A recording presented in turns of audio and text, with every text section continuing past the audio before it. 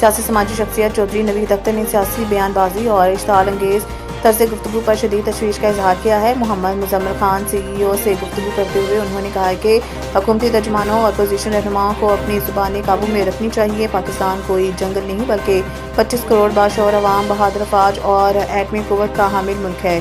چودھری نوید اختر کا کہنا تھا کہ لغو اور غیر ذمہ دارانہ انداز بیان نے قومی وقار کو مجروح کیا ہے۔ انہوں نے وفاقی اور صوبائی حکومتوں سے مطالبہ کیا ہے کہ محکمہ داخلہ پک ایکٹ کے تحت اشتعال انگیز سوالات اور انتشار پھیلانے والے ولاگرز کے خلاف فوری کارروائی عمل میں لائی جائے۔ انہوں نے برمنگھم میں ہونے والے احتجاج اور army chief field marshal Hafiz Saeed Asim Munir کے خلاف انتہا پسندی پر اکسانے والوں کی سخت الفاظ میں مذمت کرتے ہوئے کہا کہ PTI قیادت اپنی پالیسی قوم کے سامنے واضح کرے۔